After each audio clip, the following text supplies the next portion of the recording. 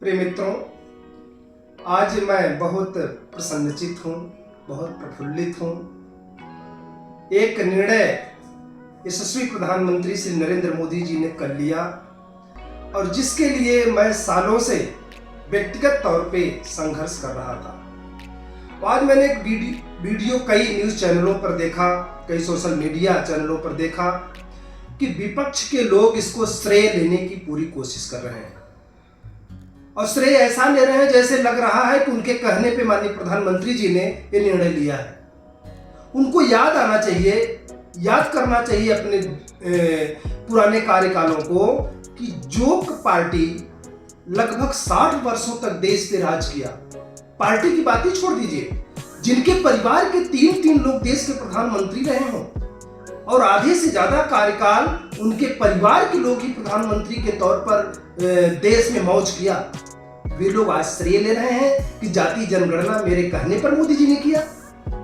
चलो, कम से कम आपने एक विषय को, माननीय प्रधानमंत्री जी के एक विषय को आपने श्रेय लेकर ही सही, लेकिन कम से कम तारीफ तो किया। लेकिन आपको याद रखना चाहिए कि काला कालेलकर की रिपोर्ट किसने दबाए रखी, इंदिरा साहनी की रिपोर्ट किसने दबाए रखी। जिस समय आरक्षण कुमंडल कमीशन लागू हुआ तो मातम छाया था कांग्रेस की पार्टी में, कांग्रेसियों में, और आज वो लोग श्रेय लेने की कोशिश कर रहे हैं। और 2004 से 2014 तक जो क्षेत्रीय दल यूपीए सरकार में शामिल थे,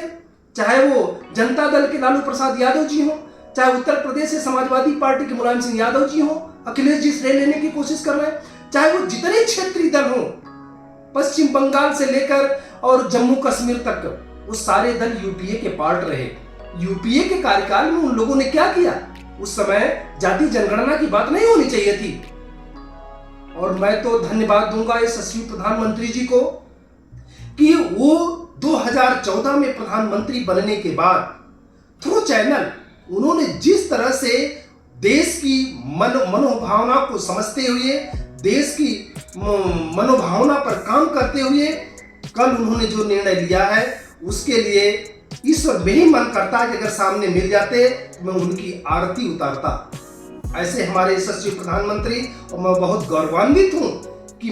मेरे नेता यशस्वी प्रधानमंत्री नरेंद्र मोदी जी हैं और मैं उनकी पार्टी का एक छोटा सा कार्यकर्ता हूं। मैं आप सभी से आग्रह करूंगा, 2011 की जनगणना यूपीए सरकार की हुई थी, उस समय जाति का ऑप्शन क्यों नहीं दिया कांग्रेस ने? इसका भी जिक्र उनको करना चाहिए। आज श्रेय ले रहे हैं। यूपीए सरकार में 2004 से 2014 तक जिन दलों ने अपनी सहभागिता दिखाई अपने लाभ के लिए, उन लोगों को भी बताना चाहिए क्यों नहीं उस दौरान उन्होंने रखा। और आज श्रेय लेने की उनकी होड़ मची है। मैं तो यही बात कहूंगा कि गरीबों के,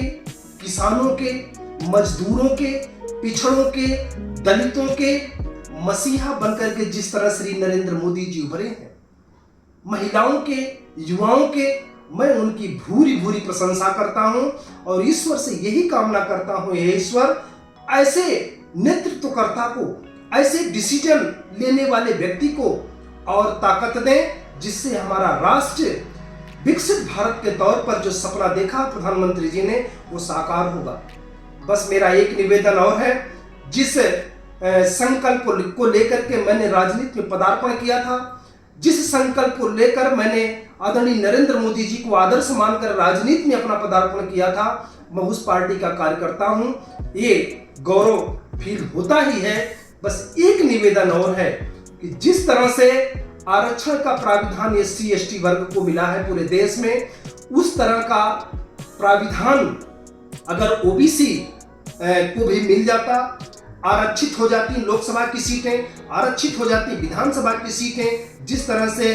आप लोग देखते होंगे निकाय चुनाव में, जिला पंचायत के चुनाव में, सभी क्षेत्रों में आरक्षण का प्राविधान है, उसी तरह से मेरा भी यही मन है स्थिति, मेरी यही अंतः स्थिति ये कहती है कि भारतीय राजनीति में इस मंडल कमीशन लागू होने के बाद आज दूसरी बार हम लोगों को इतना खुश होने का जो सरकार के निर्णय पर मौका आपने दिया प्रधानमंत्री जी, इसके बाद बस एक कदम और आप उठा लीजिए कि पिछड़े वर्ग को भी